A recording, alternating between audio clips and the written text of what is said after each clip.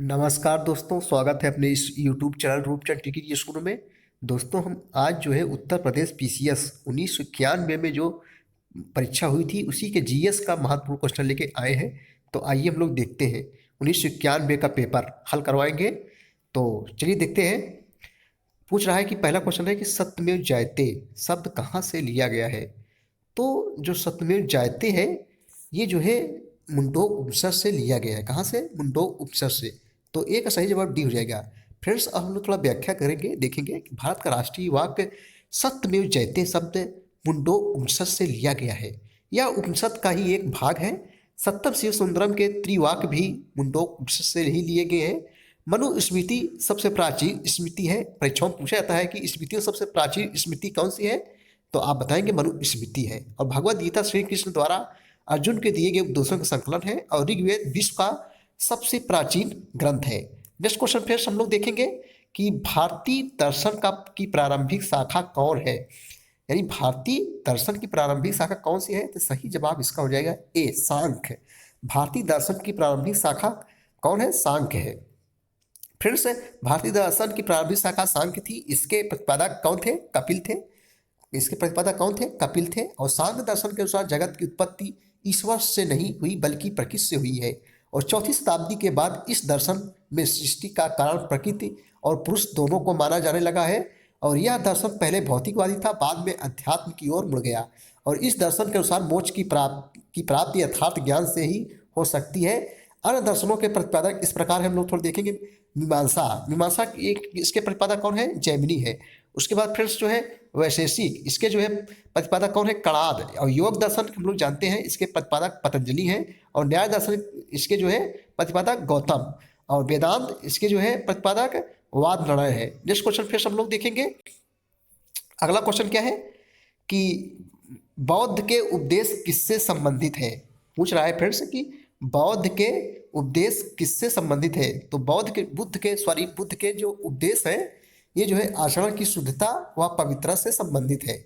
बौद्ध धर्म का संस्थापक महात्मा बुद्ध गौतम बुद्ध थे। और इनका जन्म जो है लुम्बिनी में 563 ईसा पूर्व में हुआ था। इनके बचपन का नाम सिद्धार्थ था। बुद्ध ने पहला उपदेश ऋषि पत्तनम यानी सारनाथ में दिया था। सारनाथ फ्रेंड्स कहाँ है? ये वाराणसी में, उत्तर प्रदेश एक जिला है। और इसे धर्मचक्र परिवर्तन कहा गया। बुद्ध के उपदेश आचरण की शुद्धता व पवित्रता से संबंधित है। उन्होंने सर्वाधिक उपदेश श्रावस्ती, सात से सर्वाधिक, सात से श्रावस्ती जो कौशल में दिए। और बुद्ध ने धर्म प्रचार कार्यों में ऊंच नीच, अमीर गरीब के मध्य कोई अंतर नहीं किया। उन्होंने अष्टांगिक मार्ग का जो है अनुसरण किया। इतनी जानकारी आप लोगों को होना चाहिए। अगला फिर क्वेश्चन हम लोग देखेंगे। अगला क्वेश्चन दोस्तों क्या है कि मालवा, गुजरात एवं महाराष्ट्र किस शासक ने पहली बार जीता था। मालवा, गुजरात एवं महाराष्ट्र किस शासक ने पहली बार जीता था। तो चंद्रगुप्त मौर्य ने पहली बार जो है जीता था। तो चार का सही जवाब डी हो जाएगा। व्याख्या देखेंगे हम लोग। मौर्य वंश के संस्थापक कौन थे? फिर से चंद्रगुप्त मौर्य ने एक विशाल साम्राज्य की स्थापना की थी। यह साम्राज्य उत्तर पश्चिम में ईरान से लेकर दक्षिण में उत्तरी कर्नाटक एवं दक्षिण पूर्व में मगध से लेकर पश्चिम सोपारा तथा सौराष्ट्र तक फैली हुई थी। 305 ईसा पूर्व में यूनानी शासक सेलुकस एवं चंद्रगुप्त युद्ध के मध्य क्या हुआ? युद्ध हुआ था, जिसमें संभवतः सेलुकस क्या हो गया था? पराजित हो गया था। तो चलिए अगला देखेंगे क्वेश्चन हम लोग। क्वेश्चन नंबर 5 नंबर है कुषाण शासक कनिष्क का राज्याभिषेक किस सन में हुआ था। यही जो है फिर से कुषाण शासक कनिष्क का राज्याभिषेक किस सन में हुआ था? तो 78 एडी में, यानी 78 ईस्वी में हुआ था। व्याख्या देखें। मौर्योत्तर काल में विदेशी आक्रमणकारियों में कुषाण वंश सर्वाधिक महत्वपूर्ण स्थान रखता है।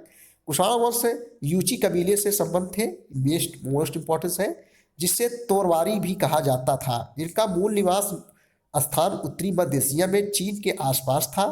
कुषाण शासक कनिष्क के राज्याभिषेक की तिथि में अत्यंत विवाद है। यद्यपि ऐसा माना जाता है कि उसका राज्याभिषेक 78 ईस्वी में हुआ था। इसी वर्ष जो है उसने शक संवाद भी चलाया, जो भारत सरकार द्वारा आज प्रयोग में लाया जाता है, जो भारत सरकार द्वारा वर्तमान में समय में प्रयोग में लाया जाता है। यही रहे राष्ट्रीय कैलेंडर है भारत सरकार का। अगला क्वेश्चन देखेंगे। क्वेश्चन नंबर 6 है कि सांची का स्तूप किस शासक ने बनवाया था। सभी बच्चे जानते हैं कि सांची का स्तूप जो है किसने बनवाया था। तो सांची का स्तूप जो है अशोक ने बनवाया था। किसने जो है? अशोक ने जो है बनवाया था। अशोक ने जो है बनवाया था। व्याख्या देखेंगे हम लोग कि सम्राट अशोक के शासनकाल की सबसे महत्वपूर्ण घटना राज्याभिषेक के 8वें वर्ष 261 शुरू में कलिंग युद्ध था। कलिंग युद्ध कहाँ हुआ था? ये जो है उड़ीसा में। उस समय कलिंग पर संभवतः नंद राज का शासन था और कलिंग की राजधानी धौली या तोसली बनाई गई थी। प्रारंभ में अशोक ब्राह्मण धर्म में विश्वास करता था और कल्हड़ की राजतंगड़ी के अनुसार अशोक के इष्ट देव शिव थे। बाद में वह बौद्ध भिक्षु मोगलीपुत्र तिस्सस के प्रभाव में आ गया और सारनाथ शासित कौशाम्बी के लघु शिलालेखों व स्तूपों का निर्माण अशोक को बौद्ध धर्म के रक्षक के रूप में प्रदर्शित करते हैं। अगला क्वेश्चन हम लोग देखेंगे। अगला क्वेश्चन क्या है कि रामानुजाचार्य किससे संबंधित है? तो रामानुजाचार्य जो थे ये जो है विशिष्टवाद से संबंधित थे। तो साथ सही जवाब जो है सी हो जाएगा। अगला क्वेश्चन फिर हम लोग देखेंगे। ये जो है व्याख्या है। अगला क्वेश्चन है, क्वेश्चन नंबर 8 है कि खजुराहो का कांदरिया महादेव मंदिर किसने बनवाया था? खजुराहो का कांदरिया महादेव मंदिर किसने बनवाया था? तो चंदेल शासकों ने बनवाया था। खजुराहो का कांदरिया महादेव मंदिर चंदेल शासकों ने बनवाया था। व्याख्या देख, खजुराहो का कांदरिया महादेव मंदिर के निर्माण 9वीं एवं 10वीं शताब्दी के मध्य चंदेल शासकों ने कराया था। वर्तमान समय में यह मध्य प्रदेश के छतरपुर जिले में स्थित है। इस मंदिर में एक शिवलिंग स्थापित है। राष्ट्रकूटों के शासनकाल में कैलाश मंदिर दशावतार मंदिर का निर्माण कृष्ण प्रथम ने करवाया था। अगला क्वेश्चन देखेंगे हम लोग। चोलों का राज्य किस क्षेत्र में फैला था? बहुत इंपॉर्टेंट क्वेश्चन है कि चोलों का जो है राज्य, चोलों का राज्य किस क्षेत्र में फैला था? तो सही जवाब इसका हो जाएगा कोरोमंडल तट और दक्कन के कुछ भाग में।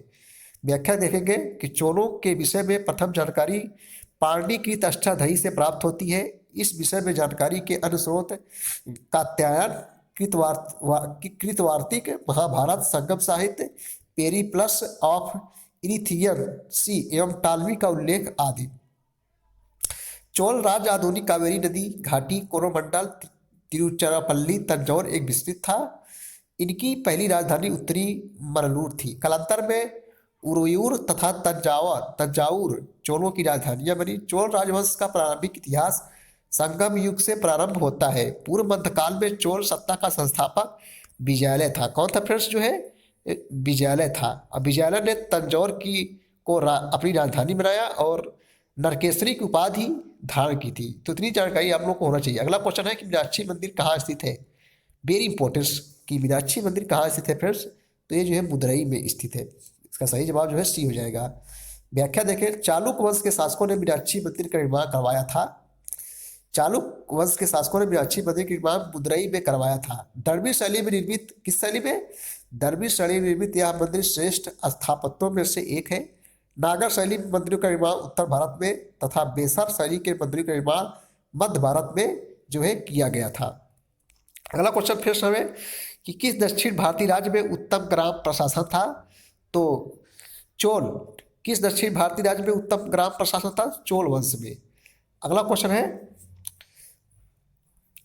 नेक्स्ट क्वेश्चन देखेंगे हम लोग बच्चों। बस यही सा, अगले वीडियो हम अगला क्वेश्चन देखेंगे। तब के लिए थैंक यू।